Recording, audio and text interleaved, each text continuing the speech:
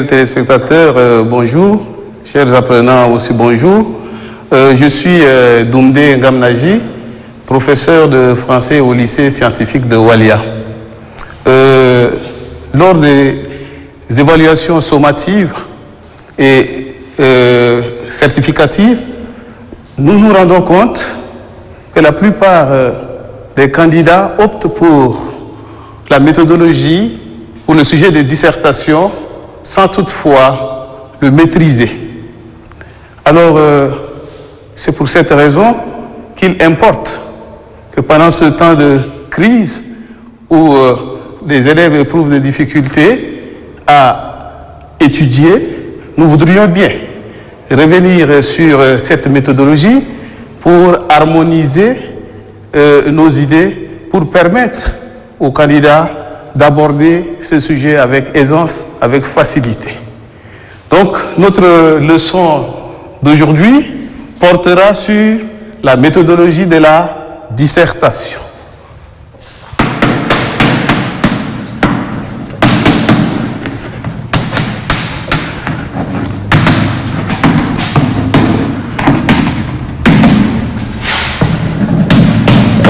Cette méthodologie vise donc à cerner, à identifier un problème dans un énoncé donné, à l'analyser,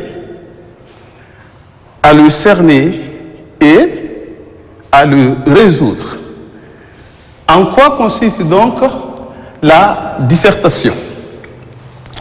Nous sommes sans savoir que la dissertation est un exercice d'argumentation qui permet à l'élève ou à l'étudiant de convaincre par la pertinence et la cohérence de son raisonnement à partir d'un énoncé donné.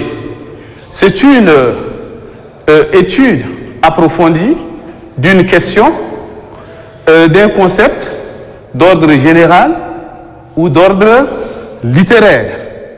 Cela nécessite un certain nombre d'exigences qu'il faille observer. Alors, comment se présente donc le sujet de dissertation? Nous avons deux possibilités.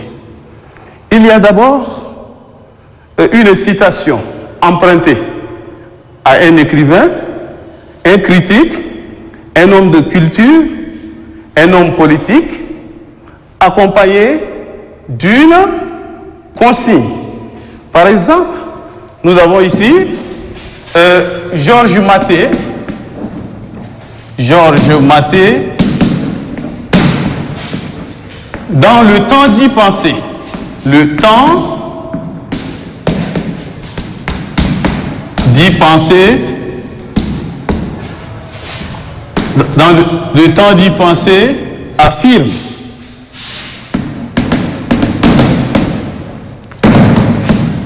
la science a apporté les moyens, apporter des moyens de bonheur, des moyens du bonheur, et ce sont les hommes qui ont détourné les moyens de leur objet. Alors, c'est la déclaration de Georges Maté. La science a apporté des moyens de bonheur, du bonheur, et ce sont les hommes qui ont détourné les moyens de leur objet. C'est une opinion, une déclaration de Georges Maté. C'est la première partie du sujet. Maintenant, ce sujet doit être accompagné d'une consigne qui doit orienter le travail à faire. Il y a plusieurs types de consignes.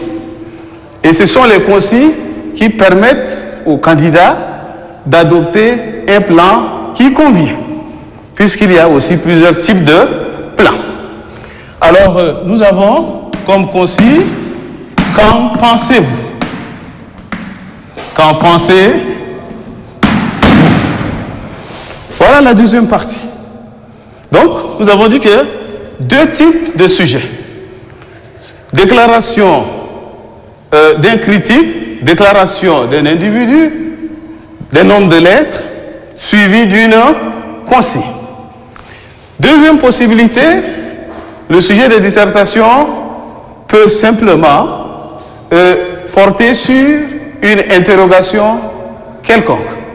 On peut dire, dans quelle mesure, c'est un, dans quelle mesure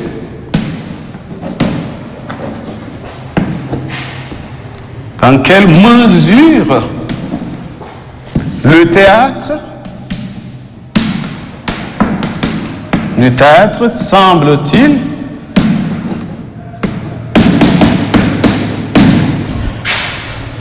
un miroir du monde. Semble-t-il un miroir du monde. Dans quelle mesure le théâtre semble-t-il un miroir du monde? Le premier sujet porte sur la science. Et c'est un sujet qui nous oblige à explorer le domaine scientifique pour répondre aux préoccupations de Georges Mathey. Et le deuxième sujet porte sur un genre littéraire qu'est le théâtre. Dans tous les cas, lorsque nous avons affaire à un sujet, il va falloir l'analyser. Et analyser un sujet de dissertation suppose qu'on doit l'examiner minutieusement. Et pour examiner cela, il va falloir définir les termes clés, souligner les termes, les idées forces de ce sujet, de ce libellé. Si nous prenons le premier sujet, nous avons science comme moyen de bonheur. En quoi la science aide-t-il l'homme à être heureux, à vivre dans le bonheur? Les exemples sont légion.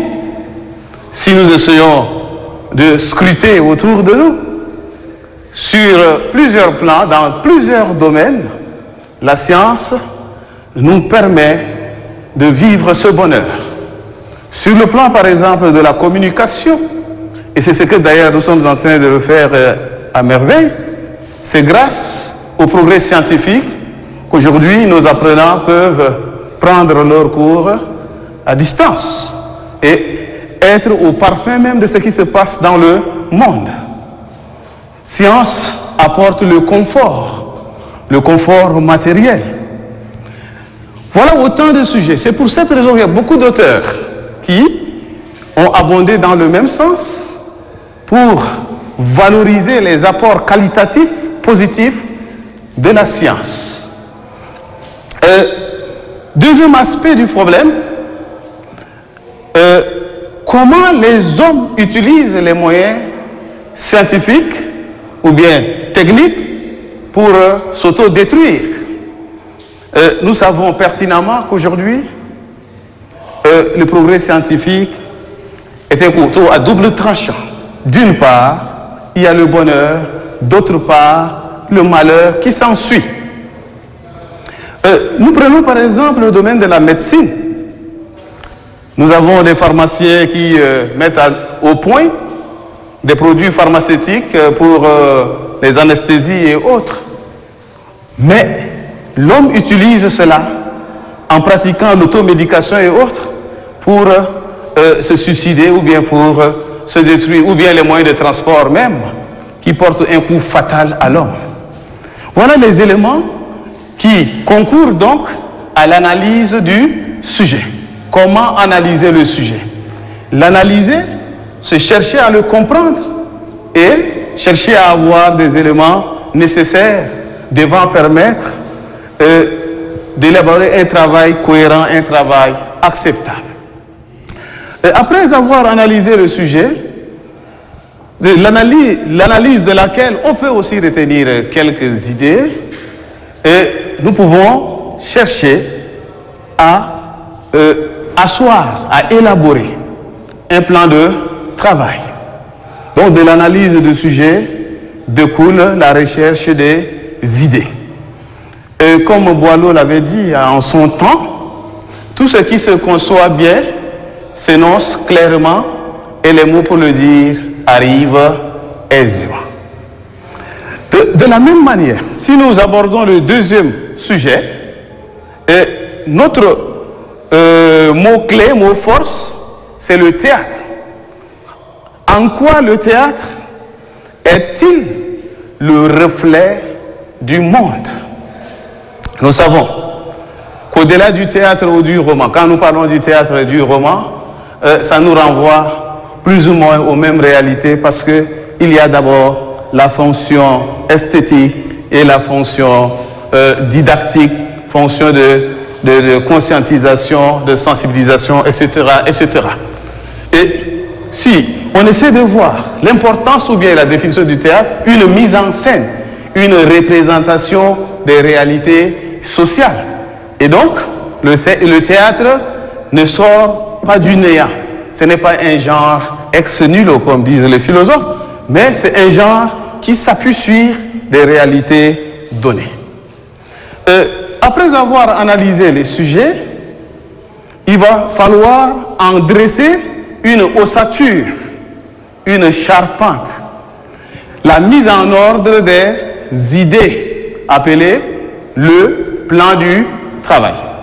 Donc si on essaie de voir le plan du travail, nous pouvons, par rapport au premier sujet, dire que la science comme agent du bonheur, communication facilitée, découverte médicale qui allonge l'espérance de vie, progrès technique qui amène plus de confort. Les hommes ont fait un mauvais usage de la science. Danger militaire, bombe atomique, automatisation excessive, pollution, désertification, autant de méfaits de science ou bien de l'usage de progrès scientifiques. Voilà, chers amis, ce que nous pouvons comprendre de l'élaboration du plan. Là où le problème se pose avec acuité, c'est après avoir élaboré le plan, il reste une phase importante qui nécessite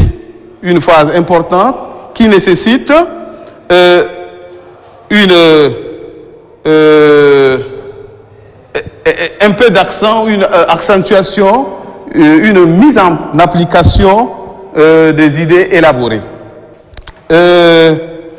Nous savons que tout devoir de dissertation comprend 3 parties fondamentales. Vous avez l'introduction, le développement et la conclusion. Ces 3 phases sont délicates et se rédigent en miroir. Nous prenons par exemple l'introduction. Quel est son objectif ou bien comment rédiger l'introduction des devoirs de dissertation? Quelles sont les prérogatives de l'introduction? L'introduction annonce les grands axes de la réflexion que le corps du devoir se chargera d'élucider. Elle se rédige en 3 étapes. Et les 3 étapes sont rédigées en un seul paragraphe. Le plus souvent, les apprenants repartent plusieurs fois à la ligne au niveau de l'introduction. Le tout doit être homogène. L'introduction nous permet de poser les balises, de mener les approches, lesquelles devront nous permettre de répondre au corps du devoir. Voici les 3 phases. Nous avons d'abord ce qu'on appelle la phrase d'appel. Dans certains documents, on dit c'est l'entrée en matière, le préambule ou l'approche du sujet. Dans cette phase, le candidat doit s'évertuer à présenter de façon générale le thème abordé par le sujet en montrant l'intérêt. Il peut partir d'une remarque générale portant sur le thème général vers le thème précis, le thème particulier. Il peut partir également de l'antithèse vers la thèse soutenue par l'auteur. Il peut partir d'un événement d'actualité vers le thème précis du sujet. Il peut partir de la définition de l'idée générale pour essayer d'asseoir ou bien d'amener le sujet. C'est une phase assez compliquée. Parce que les apprenants pensent que, à tous égards, à l'introduction, il va falloir nécessairement définir. Or, il y a plusieurs possibilités que je venais d'énumérer. Après la phrase d'appel, vient en deuxième lieu la reprise du sujet. Reprendre le sujet consiste donc à recopier intégralement la citation si elle est courte. Mais si elle est longue, il va falloir la reformuler. Reformuler, c'est-à-dire qu'il faut utiliser ses propres termes et en dégager la quintessence du sujet, de la citation. C'est une des possibilités qui concerne beaucoup plus les citations longues. Et cette phase nous permet également de mettre en évidence la problématique du sujet, la formulation de la problématique. Ça peut être une seule question, ça peut être une ou deux questions posées et on ne doit pas répondre à ces questions à l'introduction. Ces questions restent et les réponses viendront au corps du devoir. La troisième étape de l'introduction, c'est l'annonce du plan. Le plus souvent, nous constatons que les élèves et les étudiants essaient de présenter une annonce qui ne tienne pas compte de l'aspect élégance du langage, de la finesse du langage. C'est pour cette raison dit, ils peuvent utiliser plusieurs possibilités également. Une série de questions bien posées peut tenir lieu de l'annonce du plan en même temps que de la problématique. Ou on peut utiliser une phrase déclarative pour annoncer le plan du travail.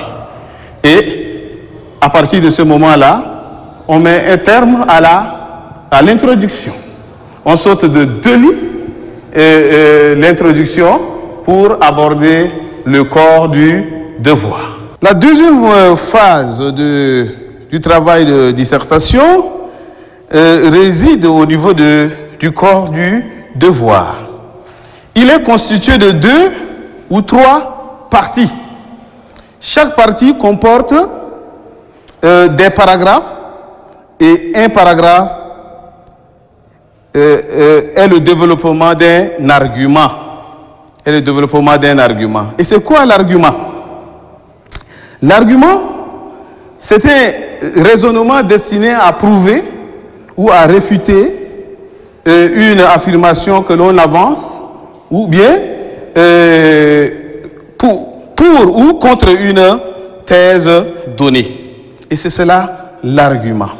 Autrement dit, suivant cette logique, le développement ou le corps du devoir ne sera rien d'autre qu'une suite de paragraphes, donc suite d'arguments. Mais ces arguments ne peuvent être valides que lorsque ils sont soutenus par des exemples, par des citations. Les citations et les exemples sont des pièces à conviction pour corroborer, pour servir de preuve à ce que le candidat ou bien l'apprenant avance comme argument. Leur emploi nécessite une certaine habileté. On ne les emploie pas de manière désordonnée. Si par exemple une œuvre constitue un exemple pour soutenir un argument donné, il ne suffit pas simplement de donner le titre de l'œuvre ou bien le nom de l'auteur. Il faut dire en quoi cette œuvre correspond exactement au propos ou bien à la citation qui a fait l'objet de, ou bien qui fait l'objet de la réflexion. La manipulation des exemples et des citations nécessite beaucoup de finesse, beaucoup d'habileté, comme je venais de le dire. Il est déconseillé de donner des exemples qui sont isolés, n'ayant aucune importance littéraire ou bien ne reflétant pas une certaine pertinence. Parce que ce qui est très important, il faudrait que l'exemple ou bien la citation justifie ce qu'on a besoin de dire. Si nous prenons par exemple un exemple par rapport au déracinement, nous pouvons dire dans son roman L'aventure ambiguë, Cheikh Hamidou Kane, à travers son personnage Samba Diallo, met un accent particulier sur le déchirement de l'homme africain entre la fidélité à sa culture et les risques d'une occidentalisation aveugle. Et si l'exemple est une citation, il y a plusieurs possibilités de l'introduire. Soit la citer intégralement si elle est courte, ou la tronquer, tout en gardant la cohérence interne de l'idée véhiculée, soit la paraphraser, mais la paraphrase est une partie qui n'est pas tellement envisagée. Il faut reformuler. Voilà un peu comment le candidat doit s'apprêter pour présenter un devoir de dissertation en bonne et due forme. Après avoir fini le corps du devoir, il doit cette fois-ci sauter encore de 2 lignes pour aborder la conclusion. La conclusion est l'aboutissement de l'argumentation menée et en même temps une fenêtre ouverte sur d'autres perspectives. La conclusion doit répondre aux questions soulevées dans l'introduction. Pour ce faire, il faut tenir compte des grandes articulations du devoir, en vue d'aboutir à une harmonisation des idées développées. Une bonne conclusion est celle qui ne clôt pas le débat, mais qui l'ouvre, qui l'élargit pour interpeller le lecteur. Il s'agit d'un élargissement de la discussion consistant à insérer le problème dans une perspective plus large. Mais en aucun cas, la conclusion ne doit contenir d'exemples ou d'idées nouvelles.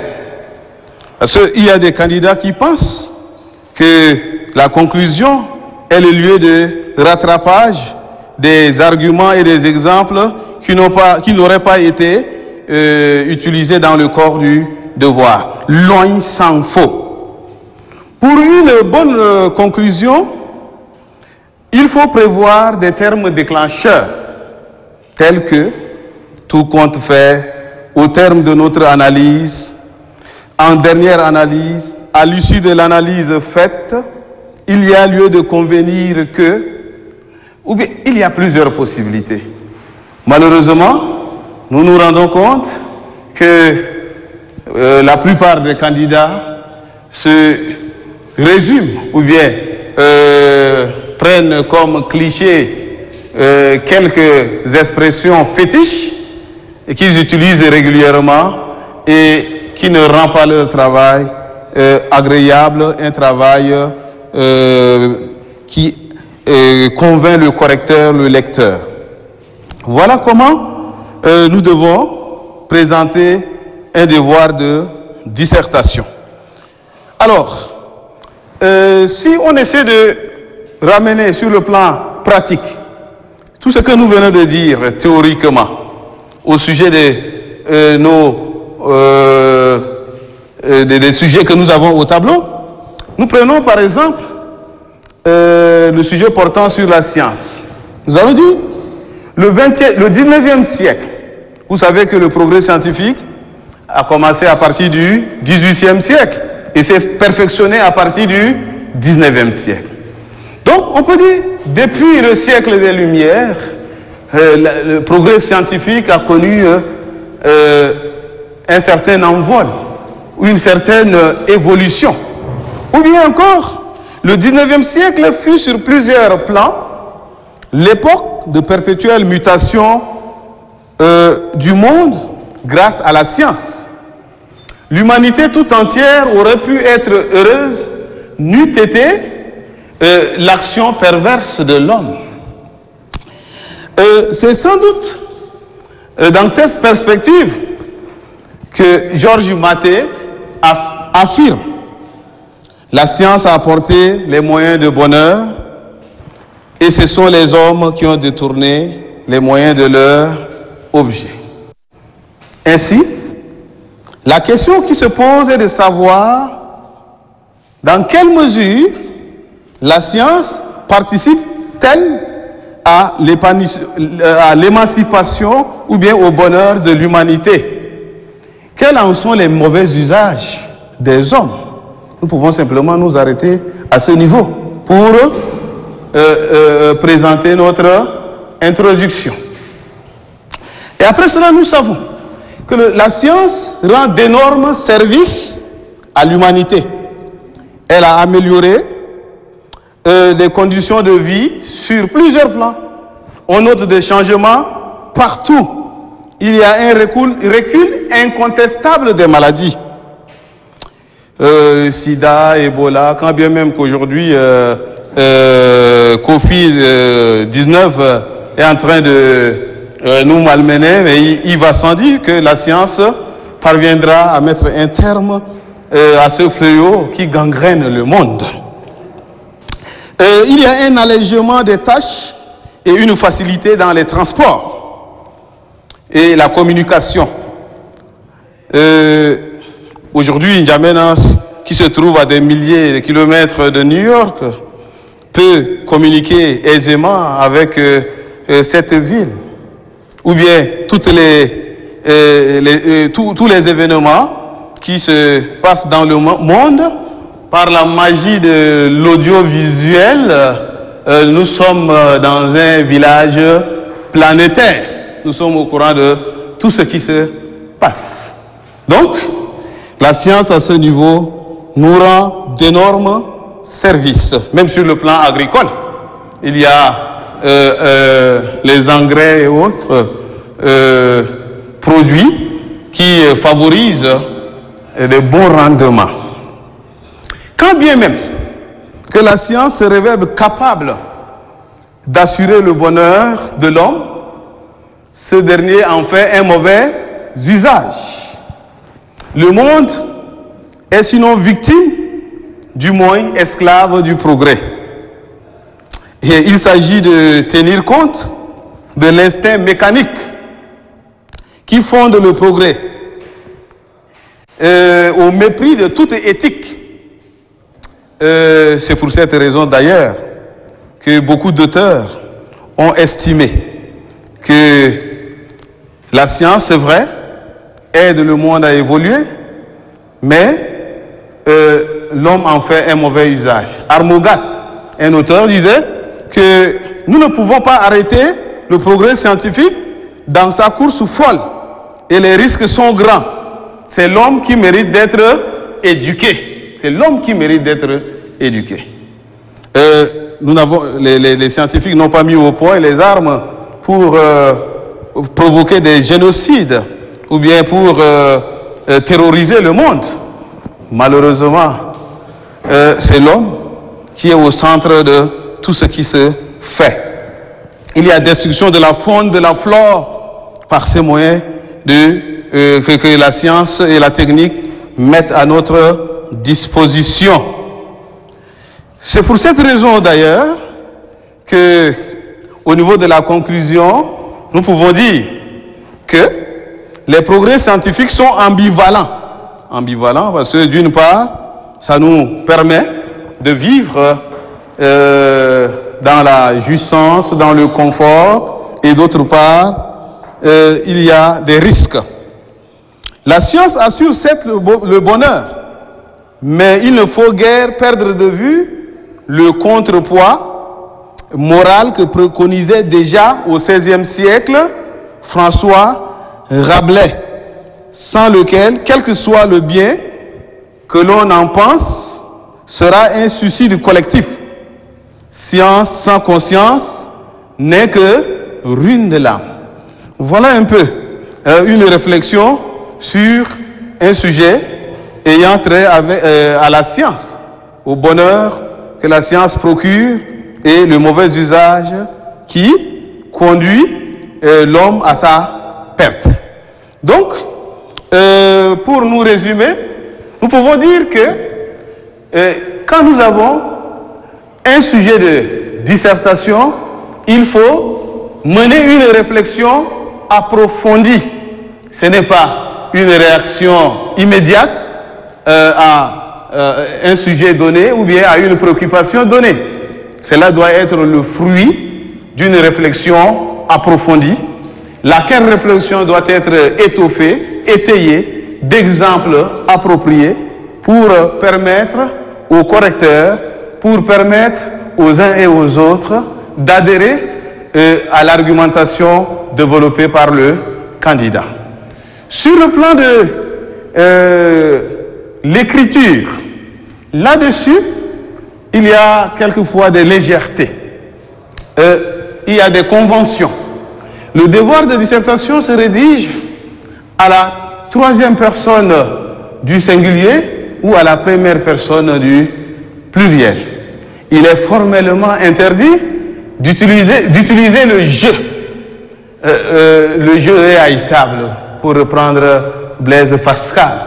Le je n'est pas le bienvenu dans un devoir de dissertation. De même que le candidat ne doit pas interpeller le correcteur.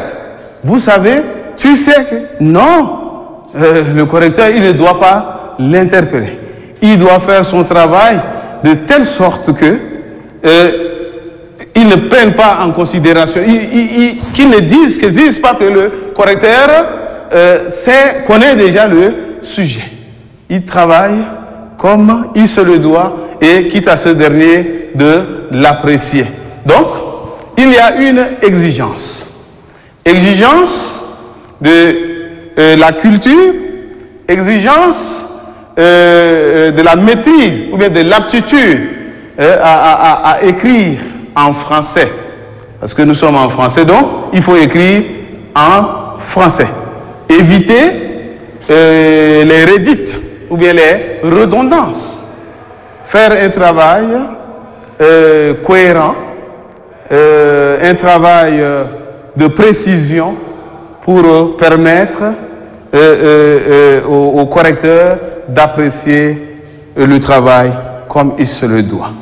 Voilà un peu ce que nous pouvons dire aujourd'hui au sujet de la dissertation.